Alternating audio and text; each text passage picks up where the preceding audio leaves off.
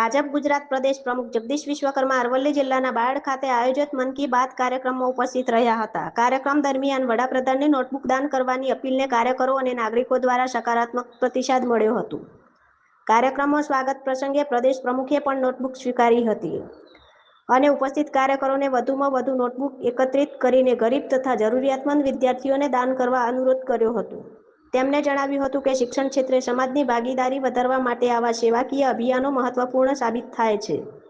મુલાકાત દરમિયાન પ્રદેશ પ્રમુખે ભાજપના હોદ્દેદારો અને કાર્યકરો સાથે બેઠક યોજી સંગઠનાત્મક મુદ્દાઓ પર ચર્ચા કરી હતી.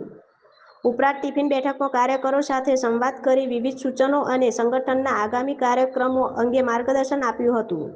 આગામી વિધાનસભા ચૂંટણીને ધ્યાનમાં રાખીને ભાજપ સંગઠન વધુ સક્રિય બન્યું હોવાનું પણ બેઠક દરમિયાન જોવા મળ્યું હતું.